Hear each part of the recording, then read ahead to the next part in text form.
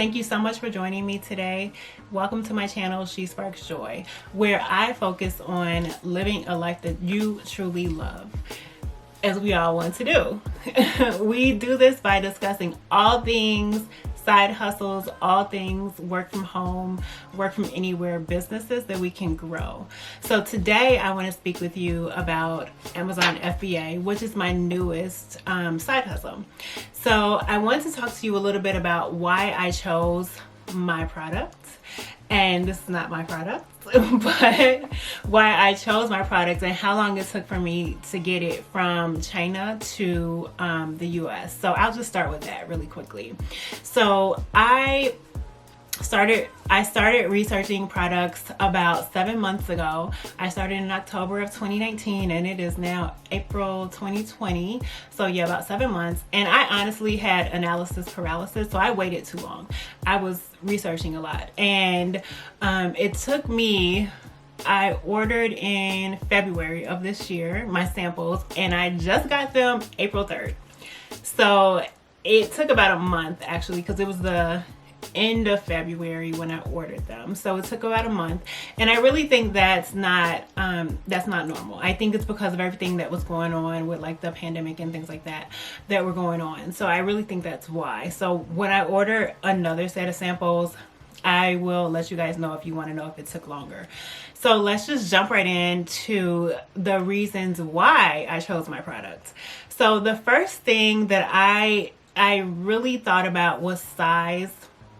The size of the product and weight. So you want something, if you're thinking about just starting and you're choosing your first product, you want something that's going to be fairly small, I would say, for your first product at least, and something that's not oddly shapen or anything that's going to have to require really big boxes or really like weird packaging or anything like that. You want something really small that you could fit in a little box and they can ship it to you, because you'll want to do air shipping for your first product. Freight shipping I have not done yet, and I'm not looking forward to it either. From what I hear, it's a little bit of a hassle, and we'll get it, but yeah. So you want to get something small. The second thing I would say you want to think about is the price. You want optimally something, I would say, for your first time would be under $1.50. So my product is under $1. Like I said, it's compact, it's small, and it's under $1. So that's really optimal. And because you don't want to spend a whole lot of money. For me, I'm thinking about this as a trial run, and we'll just see how it goes, and you don't want to spend a whole lot of money on a trial run optimally. The third thing I think about definitely will be MOQ, so minimum order quantity. You want to, at least for your first, I think you should play it a little bit safer with your first product. And that's just me. Somebody else might think the opposite, but this is just how I did it. So I thought about my MOQ, and I definitely wanted to be able to get a lower MOQ. So with my product, my MOQ is 500 items, which is not a lot. It's a lot, but it's not as much. Actually, no, one was 300 for one quote, and the other, I got two quotes, and that's something else I would say, is to get two quotes. I got one quote for 300, one for 500. So, and MOQs are pretty negotiable from what I've read and from what I've learned just negotiating a little bit for myself too.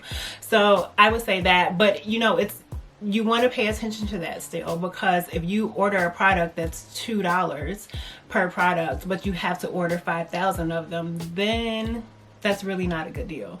But like I said, it's usually pretty negotiable.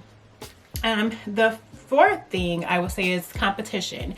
So I looked at the competition, and the products I chose, it does have a lot of competition, which is not good. But to me, it's like everything has competition now. Amazon is saturated. There's so many sellers, and you're not going to find something new. If you do, everybody else will be jumping on it in a minute anyway. So there's always going to be competition, so I wouldn't worry so much about that. What I would look at the competition for is to determine if their product is really good, and if there are improvements that you can make upon that product, and a lot of improvements ideally that you can make upon that product to get more sales.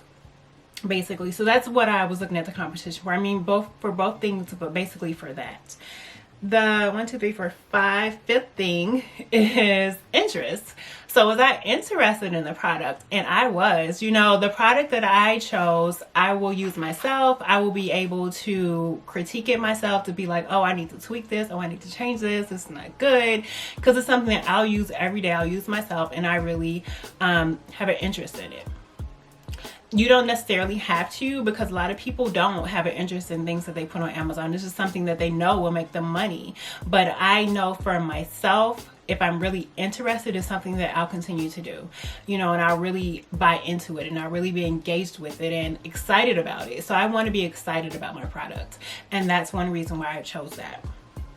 The sixth thing would be modifications.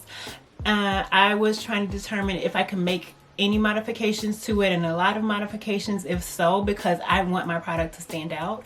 So even though usually if you make modifications, someone else will come along and eventually have the same modifications as you. That's just the nature of the game. But I wanted to find out if there are things that I can do to the product and change it to make it my own. And I, you know, with my product I can. So I think that's always good to look at too. And along with that, it kind of goes along with that. The seventh thing is private labeling. Private labeling is basically when you're able to take your logo, your name, and place it on the product. So will the manufacturer be able to put your name up there? Basically, and that's something that you definitely want if you're going to want to private label it. And that kind of goes along with the eighth thing, which is brandability. So is your product brandable? You know, is it something that you can see building a brand around? Is it something you can see bringing in other products around that are based or focused on the same thing, and eventually building out, you know, and building an entire business? So you want to think along these lines even with your first product. So if you found this information useful, please like, please comment, please subscribe, comment down below if you are thinking about doing Amazon FBA. I'd like to know. And I'm going to try to bring you these tips and things like that for side hustles every week. I would also like for you to visit my website, From 9 to Thrive, where I go a little bit more in depth. Also, if you are a woman that is a business owner or wants to be a business owner or wants to work from home or start some side hustles, come join our community, She Sparks Joy, where we have private accountability group. I'll leave that link below. Let me know if there's anything else you would like for me to speak about as far as Amazon FBA, and I appreciate you for watching. Thank you. See you next time.